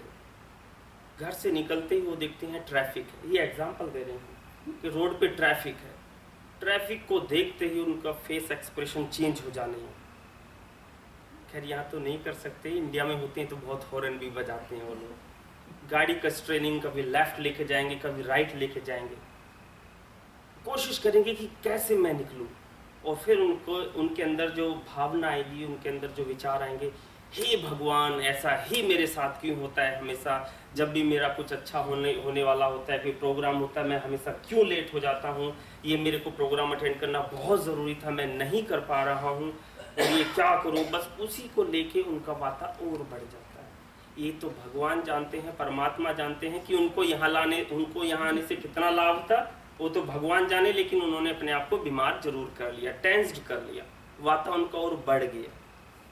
पित्त प्रकृति के लोग होते हैं, सेम कंडीशन है, उन्होंने गाड़ी उठाई और वो रास्ते में चल दिए, सेम ट्रैफिक, थोड़ा उनको लगेगा काश मेरे को आधा घंटा पहले निकल लेना चाहिए था, या फिर मेरे को रास्ता दूसरा ले लेना चाहिए था, या फिर वो सोचेंगे कि अभी मैं क्या कर सकता हूँ। वो भी टेंस्ड होंगे, जो पिता प्रकृति के हैं वो भी टेंस्ड होंगे, लेकिन ऐसे नहीं जैसे वाता प्रकृति के लोग हैं। तीसरा आता है कफ प्रकृति के लोग, उनको सेम कंडीशन है, सेम ट्रैफिक है, उन्होंने देखा ट्रैफिक लंबा है काफी, म्यूजिक थोड़ा सा बढ़ा दिया, देखा कि और ज्यादा ट्रैफिक है तो टाइम लगेगा, सीट पीछे गिराई और आराम कर। भाई मंदिर में फंक्शन है तो है, मैं क्या कर सकता हूँ, किसी के ऊपर थोड़ी ना चढ़ानी है मैंने गाड़ी, नसीब में होगा तो मिलेगा, नहीं होगा तो नहीं मिलेगा। तो इसलिए उन लोगों को रोग कम आते हैं। गरीब से गरीब कफ प्रकृति के लोग एक प्रिंस वाली लाइफ जी के जाते हैं, उनको कुछ भी ज़्यादा नहीं चाहिए, उनको जितना मिल जाता है उतने में वो खुशी होते हैं, खुश रहते हैं, इसलिए वो लोग बीमार कम पड़ते हैं। हाँ, वो थोड़ा सा मोटे होंगे, खाने का बड़ा ध्यान रखते हैं, मिठाइयाँ भी बहुत चाहिए, सोना भी बहुत चाहिए। और जो वात प्रकृति के लोग हैं वो थोड़ा दुबले पतले होंगे, स्किन थोड़ा डल होगी, नाखून थोड़ा टूटे फूटे होते हैं, बालों का भी झड़ना होता है, थोड़ा झाइयाँ फेस पे ज़्यादा आती हैं, और प्यार भी बहुत जल्दी करते हैं और लड़ाई भी बहुत जल्दी करते हैं, उनका वो नेचर होता है। जो पित्त है वो थोड़ा बैलेंस बना के चलने की कोशिश करते हैं। जो पित्त प्रधान होते हैं वो एक तरह से कमांडर होते हैं अपने जॉब में, बिजनेस में, फैमिली में, समाज में। तो इन तीनों का बैलेंस रखना बहुत ज़रूरी है, और वो आप रख सकते हैं। बहुत कुछ आपके किचन में ऐसा है, ऐसी औषधि है जिससे आप अपना वात प्रकृति के लोग वात को कंट्रोल कर सकते हैं, कफ प्रकृति के लोग कफ को बैलेंस में ला सकते हैं, और पित्त प्रकृति के लोग पित्त को बैलेंस में कर सकते हैं। इतना स्पाइसेस, इतनी मेडिसिन आपके किचन में है। इवन आयुर्वेद में तो बोल दिया गया है कि आहार ही औषधि है। अगर आपने अच्छे से अपना भोजन किया तो आपको बाहर से कोई पिल्स लेने की आवश्यकता नहीं होगी। मान लीजिए हम सोच लेते हैं कि डायबिटीज़ आ गया, शुगर हो गई है। अब शुगर तो हो गई है और कहीं हम इधर उधर होते हैं, पार्टी में, बर्थडे में, ब्याह शादी में, थोड़ा सा भी कुछ दिखाया, चलो थोड़ा ही तो ले रहे हैं, सुबह वॉक कर लेंगे, योगा कर लेंगे, या फिर कल नहीं खाएंगे। वो भावना मन में आई और हमने खा लिया, चलो वो भी खा लिया। उसके बाद फिर हम आयुर्वेद के हिसाब से कुछ नहीं कर रहे हैं, हम मेडिसिन की बात नहीं कर रहे हैं। अगर किसी को शुगर है तो हल्का सा आप 1 या 2 चम्मच मेथी दाना, जानते हैं मेथी दाना, शाम को भिगो के सुबह उसका पानी और मेथी दाना दोनों ले लीजिए। यहाँ अगर जो अवेलेबल है करेला फ्रेश, तो करेले का जूस बना के ले सकते हैं। आजकल टैबलेट आती हैं, यानी कि जो हमने कल मिस्टेक की थी उसको हमने पूरा कर लिया। तो इतना बहुत कुछ आपके किचन में है। विस्तार से बैठेंगे, एक दिन का पूरा प्रोग्राम आपका रख लेंगे हम डाइट का, कि आपने जो वात प्रकृति हैं, कफ प्रकृति हैं या पित्त प्रकृति हैं, उसके हिसाब से डाइट क्या होनी चाहिए। जिन लोगों को गैस बहुत ज़्यादा बनती है, अर्थराइटिस हो गया, शुगर हो गया, जिनको बीपी है, उसके हिसाब से हम क्या डाइट रख लें। जिनके जोड़ों में दर्द आ गया, जिनका कमर दर्द करती है, जिनको नींद नहीं आती है, जिनका सर दर्द करता है, उसके हिसाब से क्या डाइट होनी चाहिए, उस पर हम चर्चा कर लेंगे। और जैसा गुरुदेव लग रहा है कि एक दिन फिर पूरा पल्स का ही रखना पड़ेगा गुरुदेव, क्योंकि सुबह 7 बजे से और 10:30 तक ही एक सही टाइम होता है जिसमें पल्स देखी जाए, क्योंकि फिर वात पित्त कफ अनबैलेंस होते हैं। तो एक दिन में तो सबका नहीं हो पाएगा, शायद 2 दिन में भी नहीं हो पाएगा, क्योंकि एक दिन में ज़्यादा से ज़्यादा 5 या 6 लोगों का ही हो सकता है, क्योंकि उसमें लगभग 30-35 मिनट्स तो मिनिमम चाहिए पल्स के लिए? 35 मिनट्स चाहिए गुरुदेव पर एक पल्स। व्यक्ति के लिए गुरुदेव अगर 35? अच्छे से कर रहे हैं गुरुदेव, अरे अच्छे से नहीं, 35 तो बहुत ज्यादा होता है ना। तो क्योंकि उसमें तो टंग तुम डायग्नोस मेरी है। बात सुनो, तुम बैठो तब जितना टाइम लेना हो ले लो, पहले 35 बता करके डराओ मत। ये भी वो ठीक तो है। फिर क्या होता है, जब पहली बात यह है, वो बात बताई ना, जैसे उदय भाई ने भी कहा कि सवेरे के समय खाली पेट नाड़ी भी, योगा भी, सब तरह से वो ज्यादा इफेक्टिव होता है। जैसे लेकिन योगा क्लास गुरुदेव जी चलती रहे, क्योंकि इकट्ठे तो ये नाड़ी पहले ये तो नहीं तय है। करो ना कि सुबह होगी, हाँ, शाम को सुबह होगी, तो हम पहले- तय कर लेंगे। मतलब केवल सैटरडे संडे ही आप सोच रहे हैं या कल परसों भी? ऐसा है, महाराज साहब, ये आज्ञा लेनी पड़ेगी प्रेसिडेंट है, क्योंकि कुछ नियम नहीं चलो ठीक है फिर। अच्छा दूसरी जब बात, उनको नहीं पूछेंगे नहीं भाई से समथिंग, नहीं नहीं, जो आपके, ना घर पे आ जाइए, हमारे घर पे आप कर लें। अच्छा है घर पे कर लें। उदय भाई आपके घर पर कर लें? हाँ घर पे कर लें, हमारे घर पे आ जाइए। ना हमारे घर पे कर लें। हमारे घर पे ही आ जा। अच्छा हाँ, चलो ऐसा एक है, दिन रखो ना सबके घर पे। है? नहीं नहीं, अलग अलग क्या हो गया? हाँ चलो आप तय कर लो फिर। वैसे तो हम वीरेंद्र भाई के वहाँ हैं, तो सवेरे सवेरे आ जाएं आप लोग। अच्छा दूसरी बात यह है, हाँ ये भी कह देंगे आपको। अच्छा दूसरी बात यह है, जैसे और कल से शुरू हो जाएगा, उसके बाद में और जैसा आगे सबका भाव होगा देख लेंगे। नमो अरिहंतानम, नमो सिद्धानम, नमो आयरियानम, नमो वज्झायानम, नमो लोए सब्ब साहूनम एसो पंच नमुक्कारो सब्ब पावपनाशनो मंगलानम च सब्बे सिंपडमम हवै मंगलम चत्तारि मंगलम अरहंता मंगलम सिद्धा मंगलम साहू मंगलम केवली पन्नत्तो धम्मो मंगलम चत्तारि लोगुत्तमा अरहंता लोगुत्तमा सिद्धा लोगुत्तमा साहू लोगुत्तमा केवली पन्नत्तो धम्मो लोगुत्तमो चत्तारि शरणम पवज्जामि अरहंते शरणम पवज्जामि सिद्धे शरणम पवज्जामि साहू शरणम पवज्जामि केवली पन्नत्तम धम्मम शरणम पवज्जामि सर्वमंगल मांगल्यम सर्वकल्याण कारणम प्रधानम सर्वधर्माणाम जैनम जयतु शासनम। बोलिए भगवान महावीर स्वामी की जय।